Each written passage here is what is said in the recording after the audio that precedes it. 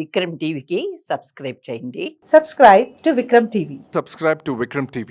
Subscribe to Vikram TV. Subscribe to Vikram TV. Please like, share and subscribe to Vikram TV. కానీ చాలా మంది parents ని చూస్తే గనక పిల్లలు ఏదో కోర్స్ తీసుకుంటా అంటే ఇప్పటిదాకా మీరు అన్నట్టే, కానీ పేరెంట్స్ ఎంకరేజ్ చేస్తలేరండి. ఒక చదువు పైననే వెళ్తున్నారు కానీ అదర్ యాక్టివిటీస్ అనగానే ఏ ఖరాబ్ అయిపోతావు, వాళ్ళు మన ఇంట్లో వాళ్ళ ఫ్యామిలీలో అది లేదు, వాళ్ళు ఏం చూసి నవ్వుతారని చాలా మంది డిస్కరేజ్ చేస్తున్నారు. ప్రతి ఒక్క టాలెంట్ ని తొక్కేస్తున్నారు. జస్ట్ వాళ్ళకి పరిమితం ఒక జాబ్ వరకే చేస్తున్నారు. కానీ వాడు జాబ్ చేసినంత సేపు వాడు ఎవరైనా చూసినప్పుడు అదే నేను చేసేవాడిని కదా, ఇది మా మమ్మీ వాళ్ళు చేస్తలేరని డిప్రెషన్కి వెళ్ళేసి వాడు ఇంట్రెస్ట్ గా చేస్తలేరు జాబ్. చాలా మంది ఉన్నారు. ఇలాంటి పేరెంట్స్ కి కానీ ఇలాంటి ఉన్న కోరికలు ఉన్న ఇలాంటి టాలెంట్ ప్రూవ్ చేసుకోవాలని పిల్లలకి ఏం చెప్తారు సార్? మీరు చూడండి, కొంతమంది డైరెక్టర్స్ ఉన్నారు మనకి, సినిమా డైరెక్టర్లు. వాళ్ళు ఆల్రెడీ బీటెక్ చేసి జాబ్ చేసి అక్కడి నుంచి బయటకు వచ్చేస్తున్నారు. ఎందుకో తెలుసా? తల్లిదండ్రుల కోసం ఆ బీటెక్ చేస్తారు. తల్లిదండ్రుల కోసం అంటే వీళ్ళకి వింగ్స్ వచ్చేంత వరకు, తల్లిదండ్రులు వాళ్ళని ఫ్రీ చేసేంత వరకు ఏదో ఉద్యోగం చేస్తారు. వీడు సెటిల్ అయిపోయాడని తల్లిదండ్రులు అనుకుంటారు. నీ ఇష్టం అన్న అంటారు. అప్పుడు అంటే వాళ్ళ మీద అప్పుడు వస్తుంది వాళ్ళకి నమ్మకం.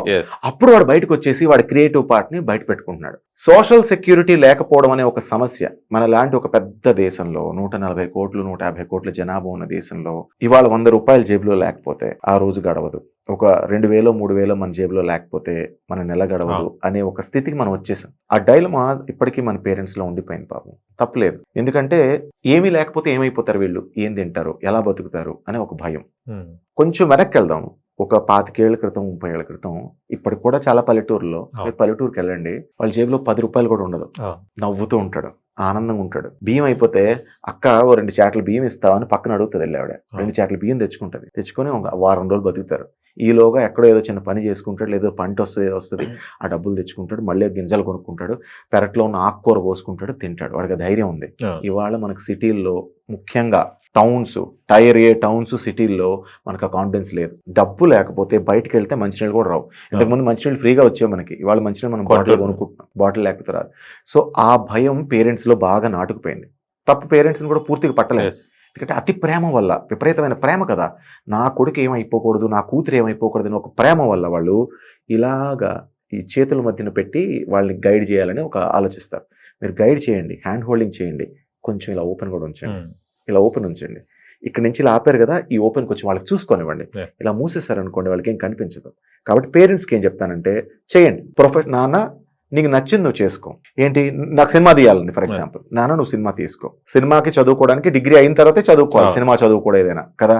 సరే, డిగ్రీ వరకు ఏదైనా చదువుకోనన్నా, నీ అంతటి నువ్వు బతకడానికి కావాల్సిన ఏదైనా ఒక స్కిల్ని సంపాదించుకో. ఒక 4 ఏళ్ళు 5 ఏళ్ళు సినిమాలు ట్రై చేయి, వెళ్ళిపోయి తర్వాత నువ్వు అది ఫెయిల్ అయిపోతే మళ్ళీ వచ్చి నీ ఉద్యోగం, నీ చదువు ఏదో నువ్వు చేసుకోవాలా అన్న అనే ఒక ఫ్రీడమ్ ఈ ఓపెన్ చేయడం.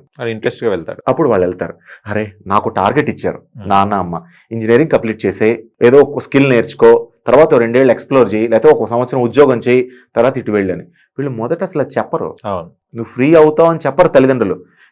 సినిమాల్లోకి వెళ్తే ఏమొస్తుంది, అడుక్కు తింటావు ఎంతమంది అంటే, నాన్న ఆ డైరెక్టర్ వాడొక్కడయ్యాడు, 10 మంది బయట రోడ్డు మీద తిరుగుతున్నా తెలుసా అంటాడు. సో ఇది ఈయన ఎక్స్పీరియన్స్ లో ఈయనకు వచ్చింది. కానీ నువ్వు నీకు తెలియకుండా నీ కొడుకు యొక్క సామర్థ్యాన్ని తక్కువ అంచనా వేయట్లేదా? నువ్వేం చేస్తున్నావు అంటే, వీడిని తీసుకెళ్లి పనికి మాలిన వాళ్ళు 10 మంది రోడ్డు మీద తిరుగుతున్నారు చూసారా, వాళ్ళు కల్పిస్తావు. అది తప్పు కదా. మనం ఏం చెప్పాలి, నాన్న నువ్వు ఒక శేఖర్ కమ్ములను లేకపోతే ఇంకెవరో అలా చదువుకొని అలా చేసిన వాళ్ళు అవ్వాలి అంటే, శేఖర్ కమ్ములు ఏం చేశారు నాన్న, చదువుకున్నారు, చదువుకొని ఉద్యోగం చేసి తర్వాత ఒక సెక్యూరిటీ తనకు సంపాదించుకొని తీసుకున్నాడని. సో ఎస్, మీ భయానికి తగ్గ మందు ఆల్రెడీ చదువు రూపంలోనో చిన్న ప్రొఫెషన్ రూపంలోనో వాళ్ళకి చెప్పి తర్వాత నువ్వు ఫ్రీ నాన్న అని చెప్పండి, వాళ్ళు చాలా హ్యాపీగా చేస్తారు పిల్లలు. అది చెప్పట్లేదు, పనికిరాదు, వేస్ట్ అంటారు. తప్పది. చాలా మంది కంపారిజన్ లాస్ అయిన వాళ్ళ గురించే చెప్తారు కానీ మంచి వచ్చిన వాళ్ళతో చెప్పారు. అంటే మన దగ్గర ఒక ప్రాబ్లం ఉంది, కీడెంచి మేలెంచు అనే ఒక సామెత, దాన్ని తీసుకుంటారు మాటికి. కీడెంచి మేలెంచమన్నది దేనికో తెలుసా? ఆలోచన చేయడానికి. ఫర్ ఎగ్జాంపుల్, ఇక్కడ నుంచి మీరు ఏదో పని మీద ఎక్కడికో వెళ్ళాలి, వెళ్లే తోవలో ముళ్ళు ఎన్ని చోట్ల ఉన్నాయి, మురికి ఎక్కడ ఉంది, బురద ఎక్కడ ఉంది, వర్షం ఎక్కడ పడుతుందని తెలిస్తే చెప్పులు గొడుగు పట్టుకుని వెళ్తారు. అందుకు కీడెంచమన్నారు, అంతే తప్ప కీడెంచి ఆగిపోమని చెప్పలే, అవగాహన అంతే. సో వీళ్ళు కీడెంచి ఆగిపోతున్నారు, అది ప్రాబ్లం అవుతుంది. ఓకే.